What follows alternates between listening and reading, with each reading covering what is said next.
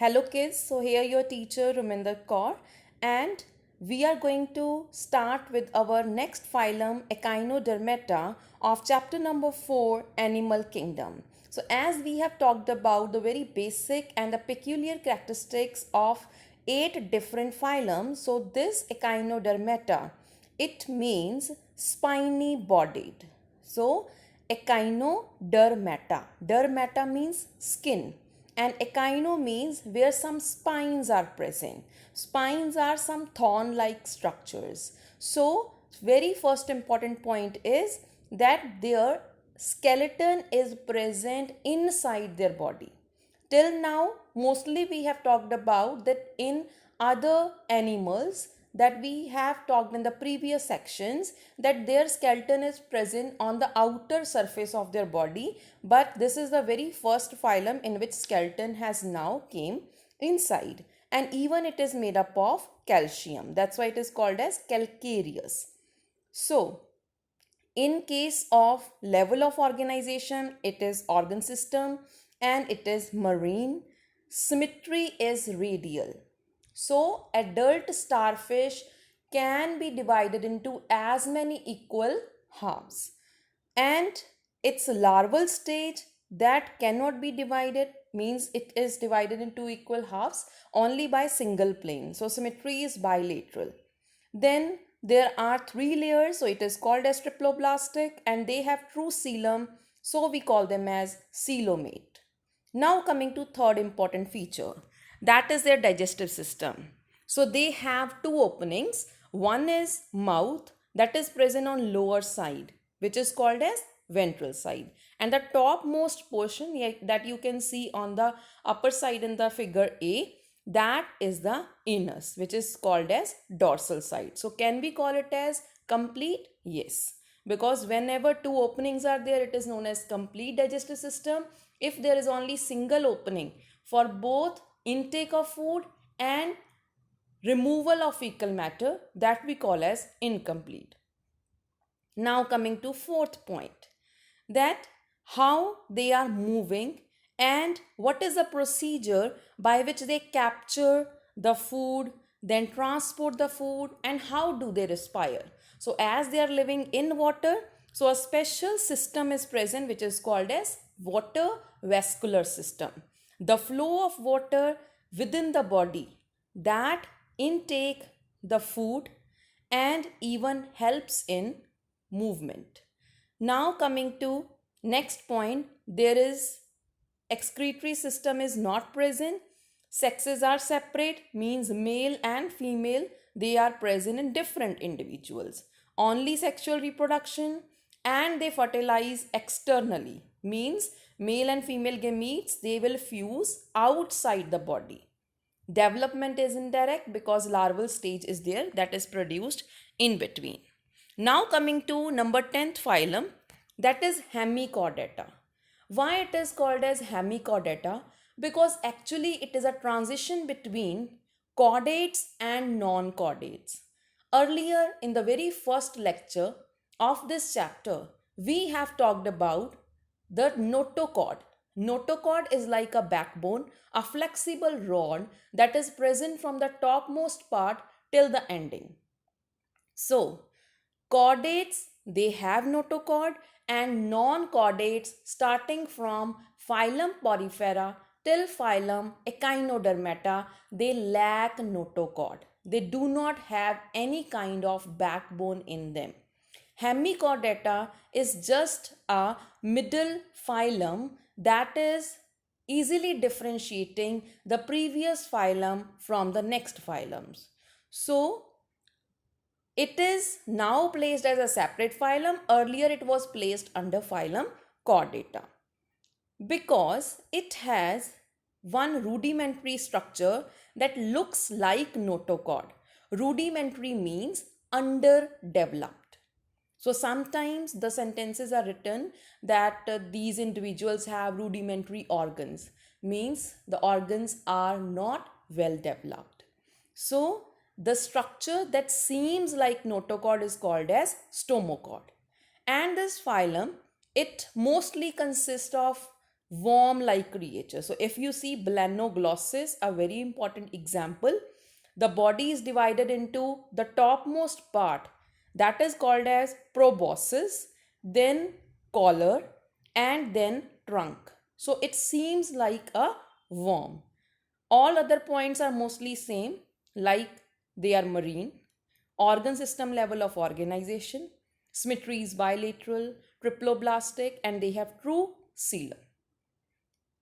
There are no blood vessels present, so circulatory system is open, and gills are present for respiration.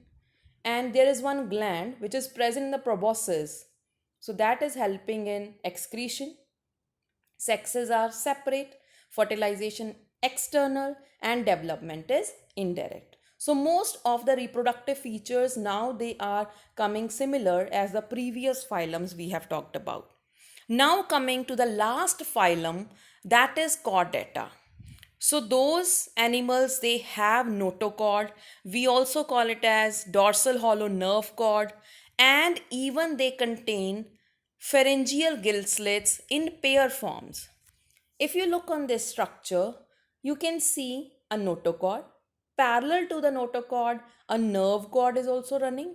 Then gill slits are present.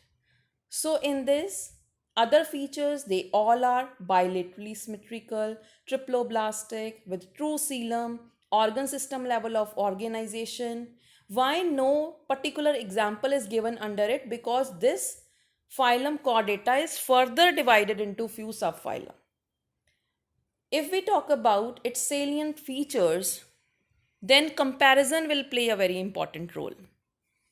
So first is notochord is present in chordates, that is absent in non-chordates.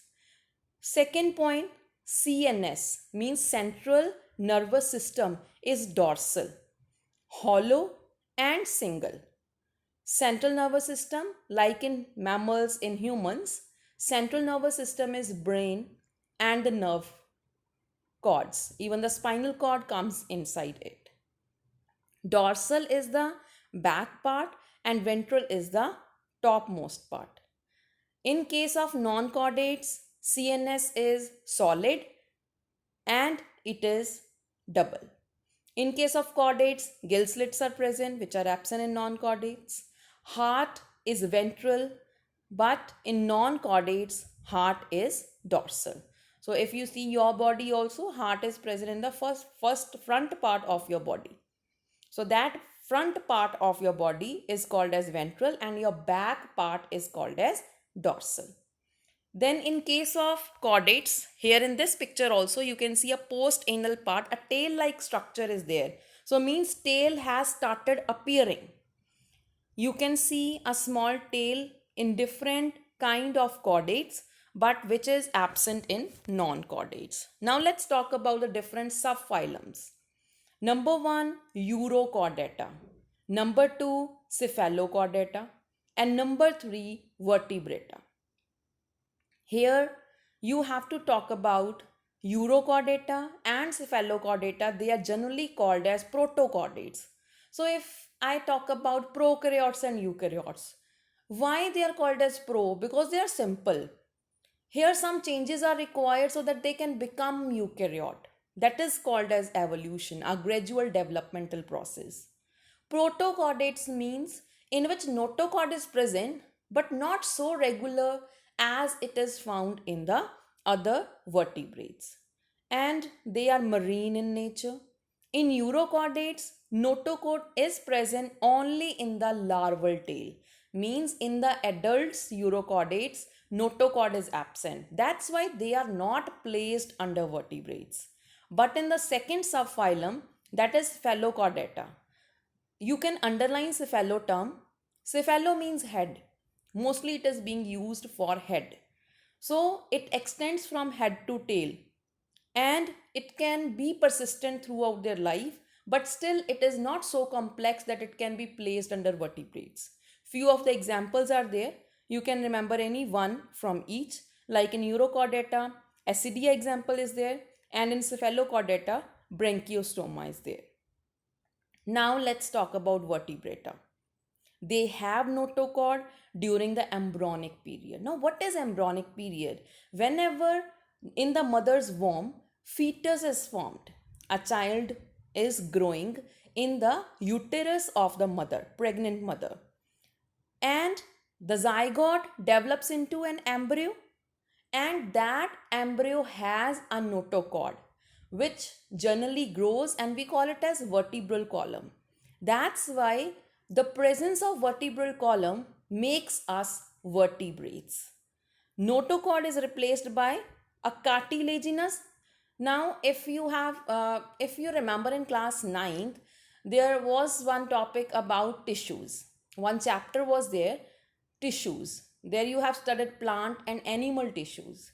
In animal tissues, you must have studied connective tissue. Connective means which can join those tissues. So tissues are the group of cells which perform same function, right?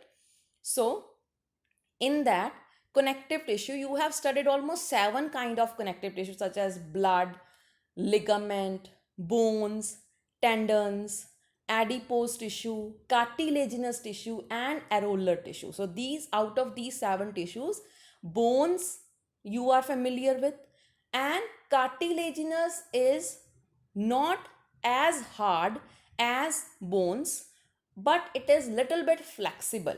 It has the same strength.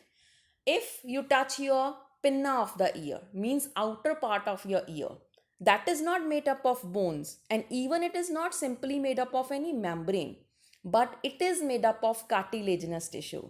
That's why if you touch it, it is very soft and it is flexible. Even if you touch your tip of the nose, then you can bend it and again it will come to the original position.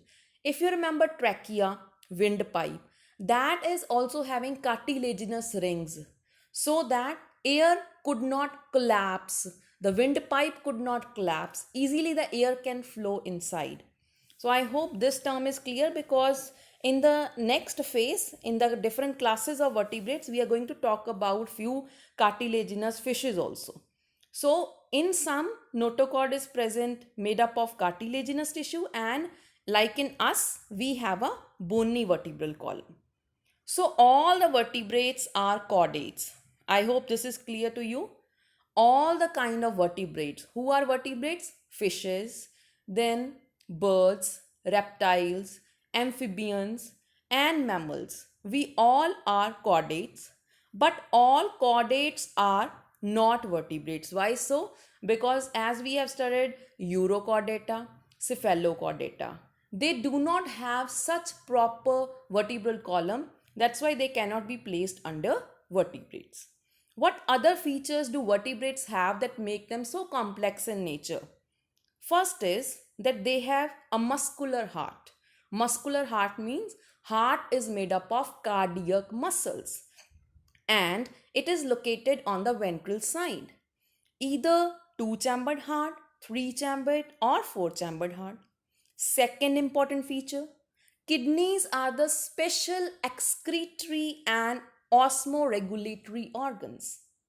I'm repeating, osmoregulation is the process which is helping in balancing the iron and water concentration. And we have paired appendages. We have 2 arms and 2 legs, and it can be fins in the fishes. So, this is very important. Vertebrata is divided into 2 parts. One are called as agnatha, that do not have any kind of jaws in them. So usually they are fish-like creatures. And second are called as gnathostomata, that have jaws in them. These are divided under 2 categories. One are Pisces, means which are fishes, right? And fishes consist of fins, and 2 classes are coming under is, one are chondric thighs and other are ostic thighs. Chondric thighs, which are cartilaginous fishes, means fishes do not contain any bones in them, but ostic thighs means which have bones in them. So number one is cartilaginous fish and second is bony fish. Now coming to tetrapoda. Tetrapoda are those which have four appendages mostly. Tetra term like mono, di, tri, tetra. Poda means legs, appendages. Arthropoda, like we have studied, jointed appendages. So those who bear these appendages. Number one, amphibians, frog you have seen, 4 feet are there. Reptilia is there, you have seen 4 feet are there. Then aves are there, and then mammals are there. So, in the next video lecture, we will talk about various classes under vertebrates and their peculiar features one by one. Thank you, students.